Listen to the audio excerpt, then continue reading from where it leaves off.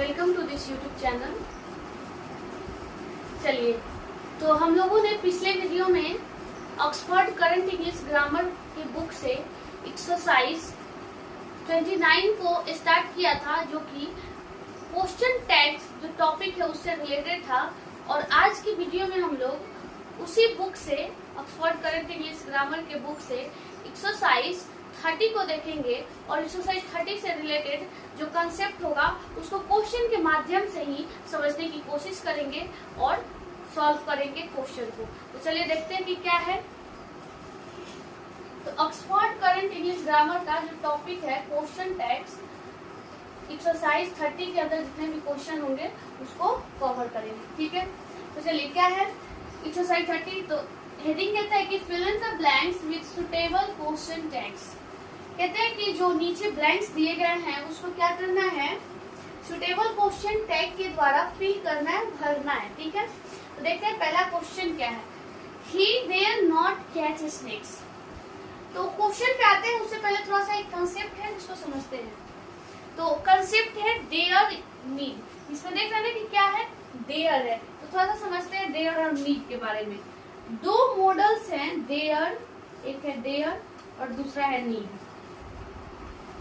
तो देयर और नीड दो ऐसे मॉडल हैं जिनका प्रयोग मेन वर्ब और हेल्पिंग वर्ब दोनों की तरह होता है। इनका प्रयोग एज ए मेन वर्ब भी होता है और एज ए हेल्पिंग वर्ब भी होता है, ठीक। तो जब कभी भी सेंटेंस में देयर और नीड का प्रयोग एज ए मेन वर्ब हुआ होगा तो वहां पे मेन वर्ब के रूप में होता है। तो क्या होता है, मेन वर्ब का तो वर्ब फॉर्म बनता है, फर्स्ट फॉर्म, सेकंड फॉर्म या फिफ्थ फॉर्म, थर्ड फॉर्म, इस तरीके से। तो जब कभी भी मेन वर्ब के रूप में देयर या नीड का प्रयोग हुआ होगा तो यदि V1 रहेगा, V1 के फॉर्म में हुआ होगा तो उसके लिए हेल्पिंग वर्ब डू का प्रयोग करते हैं। ये तो पहले से भी हम लोग जानते हैं, वही लगेगा। और यदि V5 के रूप में हुआ होगा तो डज का प्रयोग करेंगे। और यदि V2 के रूप में हुआ होगा तो वहां पे हम डीड का प्रयोग करेंगे, ठीक है। परंतु यदि देयर या नीड का प्रयोग एज ए हेल्पिंग वर्ब हुआ होगा तो क्या करेंगे, तो देयर का देयर ही रह जाएगा और नीड का नीड ही रह जाएगा, ठीक है। अब थोड़ा सा देखते हैं कि अब हमें कैसे पता चलेगा कि कब ये हेल्पिंग वर्ब की तरह यूज हुआ है। तो हेल्पिंग वर्ब की तरह जब भी देयर या नीड का प्रयोग होता है तो उसमें देखते हैं ना कि देयर या नीड, मैक्सिमम केसेस में देयर और नीड के यदि जस्ट बाद में नॉट आए तो वहां पे क्या होता है, वो हेल्पिंग वर्ब की तरह यूज हुआ होता है। जैसे यहाँ पे लिखा हुआ है नीड या देयर के जस्ट बाद नॉट रहे तो वो हेल्पिंग वर्ब होता है, ठीक है। तो हेल्पिंग वर्ब की तरह जब भी देयर या नीड का प्रयोग होगा तो देयर का देयर रहेगा और नीड का नीड ही रहेगा, ठीक है। तो अब थोड़ा सा देखते हैं कहाँ पे, अब आते हैं क्वेश्चन को देखते हैं। इसको साइड में बंद कर देते हैं। चलिए, तो अब हम अपने क्वेश्चन पे आते हैं। क्वेश्चन क्या है, कहता है कि ही देयर नॉट कैच स्नेक्स। इस सेंटेंस में देख रहे हैं कि देयर के जस्ट बाद में क्या है, नॉट है। तो देयर के जस्ट बाद में नॉट रहता है तो अभी बोले यहाँ पे देखेंगे, फिर से देख लीजिए, नीड या देयर के जस्ट बाद नॉट रहे तो वो HV होता है, मतलब हेल्पिंग वर्ब होता है। तो यहाँ पे क्या है, देयर का प्रयोग ऐसे हेल्पिंग वर्ब हुआ है, ठीक है। तो क्वेश्चन टैग में तो हेल्पिंग वर्ब का ही ना प्रयोग करते हैं। तो जब भी देयर का प्रयोग हेल्पिंग वर्ब के रूप में होगा तो देयर का देयर ही रह जाएगा। तो अब देख रहे हैं कि पूरा स्टेटमेंट कैसा है, निगेटिव है नॉट की वजह से। तो इसका क्वेश्चन टैग कैसा बनेगा, अफर्मेटिव। तो देयर का क्या हो जाएगा, देयर का देयर हेल्पिंग वर्ब की तरह यूज हुआ है ना, तो देयर का देयर ही रह जाएगा। और क्या है, सब्जेक्ट ही है तो ही हो जाएगा। फिर देखते हैं नेक्स्ट क्वेश्चन को। नेक्स्ट क्वेश्चन क्या है, he does not dare to catch snakes. अब इसमें देख रहे हैं कि इसमें देयर का तो यूज हुआ है लेकिन डज भी आया हुआ है। तो देख रहे हैं कि यहाँ पे जो डेयर है ना, वो डेयर क्या है, as a main verb use हुआ है, हेल्पिंग वर्ब की तरह यूज नहीं हुआ है। यहाँ पे डज जो है वो हेल्पिंग वर्ब का काम कर रहा है। तो इसका क्वेश्चन टैग डज से बनाएंगे, ना कि देयर से। अब कैसे बनाएंगे, तो पूरा स्टेटमेंट क्या है, निगेटिव है नॉट की वजह से। इसका क्वेश्चन टैग कैसा बनेगा, अफर्मेटिव। तो अफर्मेटिव बनाने के लिए क्या करेंगे, हेल्पिंग वर्ब का यूज। हेल्पिंग वर्ब इसमें क्या है, डज, यहाँ पे लिख देंगे डज, और क्या है, ही, तो डज ही हो जाएगा। फिर देखते हैं नेक्स्ट क्या है, ही डेयर्स टू कैच स्नेक्स। अब इसमें फिर देख रहे हैं कि पूरा स्टेटमेंट कैसा है, अफर्मेटिव है, कहीं भी नॉट नहीं लगा होगा, तो अफर्मेटिव है, टैग बनेगा निगेटिव, क्वेश्चन टैग निगेटिव होगा। अब इसमें देख रहे हैं कि डेयर्स, डेयर का फिफ्थ फॉर्म है, मतलब dare as a main verb use हुआ है। तो देख रहे हैं कि जब फिफ्थ फॉर्म आता है तो क्या यूज करते हैं हेल्पिंग वर्ब, डज। तो डज नॉट का कॉन्ट्रैक्टेड क्या हो जाएगा, डजंट। सेंटेंस अफर्मेटिव का तो निगेटिव बनेगा। तो डेयर्स वर्ब का फिफ्थ फॉर्म है, तो हेल्पिंग वर्ब डज यूज होगा, डज नॉट का कॉन्ट्रैक्टेड डजंट, और क्या है ही, डजंट ही हो जाएगा। क्वेश्चन नंबर 4 है I dare to oppose him. फिर देख रहे हैं कि यहाँ पे डेयर का सेकेंड फॉर्म है, V2 प्रयोग हुआ है, तो V2 होगा तो किसका प्रयोग करेंगे, डिड का। तो डिड, अब पूरा स्टेटमेंट कैसा है, अफर्मेटिव, टैग बनेगा निगेटिव। तो डिड नॉट का कॉन्ट्रैक्टेड क्या हो जाएगा, डिडंट, और क्या है आई, तो डिडंट आई हो जाएगा। फिर क्वेश्चन नंबर 5 है you dare not ask her father. फिर क्या है, डेयर के जस्ट बाद में नॉट है, तो क्या लिखा गया है, डेयर, नीड या डेयर के जस्ट बाद नॉट रहे तो वह हेल्पिंग वर्ब होता है। तो क्या है यहाँ पे, you dare not ask her father, dare के जस्ट बाद में नॉट है, मतलब dare as a helping verb use हुआ है, तो इसका क्वेश्चन टैग डेयर से ही बनेगा, डेयर हेल्पिंग वर्ब की तरह यूज होता है, तो क्या है, डेयर का डेयर ही होता है। अब देखते हैं पूरा स्टेटमेंट कैसा है, निगेटिव है तो टैग बनेगा अफर्मेटिव, तो डेयर का हो जाएगा डेयर, और क्या है, यू है तो डेयर, ठीक है। फिर देखते हैं क्वेश्चन नंबर 6 को। क्वेश्चन नंबर 6 क्या है, you don't dare to ask her father. अब इसमें देख रहे हैं कि you don't dare to ask her father, पूरा स्टेटमेंट कैसा, निगेटिव है, डोंट की वजह से, डोंट डू नॉट का कॉन्ट्रैक्टेड है। अब यहाँ पे डेयर भी है, डू भी है, तो डेयर क्या है, main verb, as a main verb use हुआ है, और डू जो है यहाँ पे हेल्पिंग वर्ब का काम कर रहा है, तो हम किससे बनाएंगे, डू से बनाएंगे। तो क्या हो जाएगा, डू, और क्या है, यू, तो डू। क्वेश्चन टाइप में हेल्पिंग वर्ब का यूज करते हैं ना, तो डू हेल्पिंग वर्ब का काम कर रहा है, इसलिए डू यू हो जाएगा। डेयर का use as a main verb हुआ है। क्वेश्चन नंबर 7 क्या है, he has dare to go there. अब इसमें देख रहे हैं कि इसमें भी क्या है, डेयर भी है और हैज है, तो यहाँ पे जो डेयर है वो as a main verb use हुआ है, और हैज जो है हेल्पिंग वर्ब के रूप में यूज हुआ है, तो क्या होगा, फिर पूरा स्टेटमेंट अफर्मेटिव है, तो क्वेश्चन टैग निगेटिव बनेगा, तो हैज हेल्पिंग वर्ब है, तो हैज नॉट का कॉन्ट्रैक्टेड हो जाएगा हैजंट, और सब्जेक्ट क्या है, ही, तो हैजंट ही। नेक्स्ट क्वेश्चन है I need not finish that work today. तो अब यहाँ से नीड वाले क्वेश्चन स्टार्ट होते हैं, तो देखते हैं I need not finish that work today. अब पूरा स्टेटमेंट कैसा है, निगेटिव है नॉट की वजह से, और देख रहे हैं कि नीड के जस्ट बाद में नॉट है, तो क्या लिखा होगा, नीड या डेयर के जस्ट बाद नॉट रहे तो वो HB होता है, और जब भी HB होगा तो क्या करते हैं, नीड का तो नीड ही लिखते हैं, तो क्या होगा, I need not finish that work today, तो क्या हो जाएगा, नीड, और क्या है, आई, तो नीड आई हो जाएगी। फिर देखते हैं क्वेश्चन नंबर 9 को। 9 क्या है, I don't need to finish that work today. अब इसमें क्या है कि नीड है और फिर डू है, तो need as a main verb use हुआ है और do as a helping verb use हुआ है, तो यहाँ पे क्या करेंगे, पूरा स्टेटमेंट निगेटिव था तो टैग बनेगा अफर्मेटिव, तो डू का हेल्पिंग वर्ब डू है ना, तो डू का डू हो जाएगा, और यहाँ पे क्या है, आई, तो आई हो जाएगा, डू आई।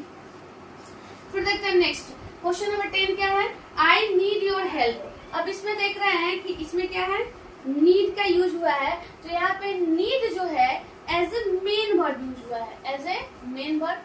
अब कैसे हमें पता चला कि नीड का प्रयोग एज ए मेन वर्ब हुआ है, तो जब कभी भी किसी सेंटेंस में एक ही वर्ब हो तो वो कंफर्म होता है कि वो क्या होता है, मेन वर्ब होता है, ठीक है। अगर एक से ज्यादा वर्ब आता है किसी सेंटेंस में तो लास्ट वाला जो वर्ब होता है वो मेन वर्ब होता है, और बाकी के जितने भी वर्ब बचते हैं वो हेल्पिंग वर्ब होता है। तो इसमें देख रहे हैं आई नीड योर हेल्प, इसमें एक ही वर्ब है, कौन है, नीड है।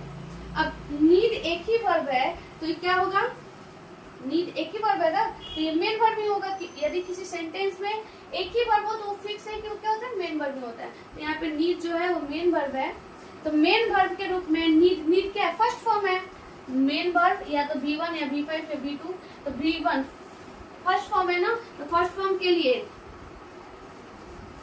हेल्पिंग वर्ब क्या यूज करेंगे, डू, तो यहाँ पे क्या हो जाएगा, डू आई। पूरा स्टेटमेंट अफर्मेटिव था तो टैग बनेगा निगेटिव, तो डू नॉट का कॉन्ट्रैक्टेड क्या हो जाएगा, डोंट,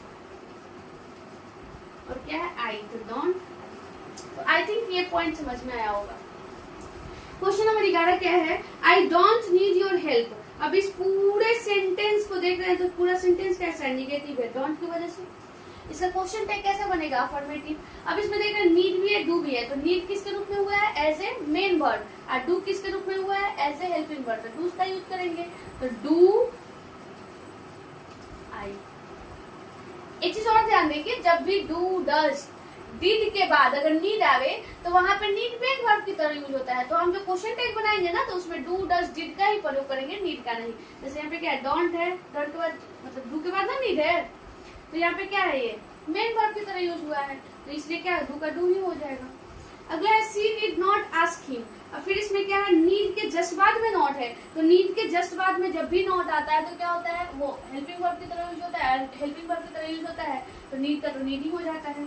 तो देखते हैं सी डिड नॉट आस्क हिम, तो नीड है तो यहाँ पे नीड ही रहेगा, सेंटेंस नेगेटिव था तो टैग अफर्मेटिव, तो नीड का नीड ही रहेगा, और सी है तो सी। अब क्या है, she does not need to ask him, she does not need to ask him. अब पूरा सेंटेंस देख रहे कि कैसा है, निगेटिव है, किसकी वजह से, नॉट की वजह से। अब फिर देख रहे कि क्या है, डज के बाद में नीड आया है, मतलब क्या बोले कि जब कभी भी डू डज डिड के बाद नीड या डेयर का प्रयोग हो तो वहां पे नीड या डेयर जो होता है वो as a main verb use होता है, और do does did helping verb का काम करेगा। तो यहाँ पे डज हेल्पिंग वर्ब है तो डज का डज हो जाएगा, और क्या है, सी है तो डज। आई थिंक ये पॉइंट समझ में आया होगा। फिर देखते हैं क्वेश्चन नंबर 14 को। क्वेश्चन नंबर 14 क्या है, यू नीड नॉट हैव हरी। फिर इस सेंटेंस में देख रहे हैं कि नीड के जस्ट बाद में क्या है, नॉट है, तो नीड के जस्ट बाद में क्या रहे, नॉट रहे, तो वो क्या होता है, एज हेल्पिंग वर्ब यूज हुआ रहता है, तो नीड है तो नीड का नीड ही रह जाएगा, और यू का यू हो जाएगा। अब फिर क्या है, यू विल नीड मी, तो फिर क्या है, यहाँ पे नीड भी है और विल भी है, तो यहाँ पे नीड जो है as a main verb use हुआ है, और विल जो है as a helping verb use हुआ है, तो हमें तो हेल्पिंग वर्ब का यूज करना होता है, तो विल। अब पूरा स्टेटमेंट कैसा है, अफर्मेटिव तो टैग बनेगा निगेटिव, तो विल नॉट का कॉन्ट्रैक्टेड क्या हो जाता है, वॉन्ट, वॉन्ट होता है, विल नॉट का कॉन्ट्रैक्टेड, तो वॉन्ट और यू। फिर देखते हैं क्वेश्चन नंबर 16 को। क्वेश्चन नंबर 16 क्या है, सी नीडंट कम हेयर। तो फिर देखते हैं नीडंट, नीड के बाद, नीड के ठीक बाद में नॉट है, नीड नॉट का कॉन्ट्रैक्टेड फॉर्म क्या होता है, नीडंट होता है, तो नीड के जस्ट बाद में नॉट है, तो नीड का प्रयोग ऐसे हेल्पिंग वर्ब हुआ है, हेल्पिंग वर्ब की तरह यूज होता है, तो नीड का तो नीड ही हो जाता है, तो क्या करेंगे यहाँ पे, नीड और क्या है, सी, तो नीड सी हो जाएगा। फिर देखते हैं क्वेश्चन नंबर 17 को। क्वेश्चन नंबर 17 क्या है, सी यूज टू लाइक यू।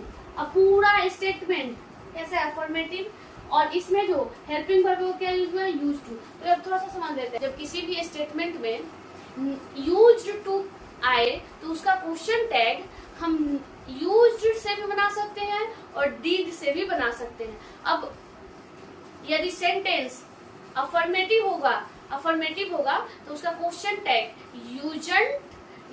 यूजंट या डिडंट लिख सकते हैं, और यदि अगर स्टेटमेंट निगेटिव होगा तो उसका क्वेश्चन टैग यूज्ड या डिड दोनों लिख सकते हैं। ठीक है, तो फिर देखते हैं, चलिए क्या है, सी यूज्ड टू लाइक यू। तो इसमें क्या है, यूज्ड टू है, पूरा स्टेटमेंट कैसा है, अफर्मेटिव है तो टैग बनेगा निगेटिव। तो अभी बताया कि सेंटेंस में यूज्ड टू रहेगा, तो हम यूज्ड टू सेंटेंस में रहे तो उसके क्वेश्चन टैग में यूज्ड का भी प्रयोग कर सकते हैं या डिड का भी। तो यूज्ड नॉट का कॉन्ट्रैक्टेड क्या होगा, यूजंट या फिर डिडंट, दोनों लिख सकते हैं, यूजंट या डिडंट। फिर वैसे ही देखते हैं, you use to smoke a pipe. फिर पूरा सेंटेंस कैसा है, अफर्मेटिव है तो टैग बनेगा निगेटिव, यूज टू है तो यूज या डिड दोनों का प्रयोग कर सकते हैं, तो हो जाएगा यूजंट, यूजंट या डिडंट, और क्या हो गया ये, यू। फिर अगला देखते हैं, आई यूज्ड टू लाइक हर। पूरा स्टेटमेंट कैसा, निगेटिव, यहाँ पे नॉट की वजह से इसका टैग बनेगा अफर्मेटिव, तो क्या है, यूज्ड का प्रयोग है, यूज्ड टू का प्रयोग है ना, तो क्वेश्चन टैग में यूज्ड या डिड दोनों का प्रयोग कर सकते हैं, यूज्ड या डिड, और क्या है सब्जेक्ट, आई, तो आई। फिर अगला देखते हैं, अगला है question number 20, they used to go there. और फिर क्या है, यूज्ड नॉट का कॉन्ट्रैक्टेड है यूज्ड, तो फिर क्या होगा, इसका क्वेश्चन टैग अफर्मेटिव बनेगा, सेंटेंस निगेटिव हो गया ना तो क्वेश्चन टैग अफर्मेटिव बनेगा।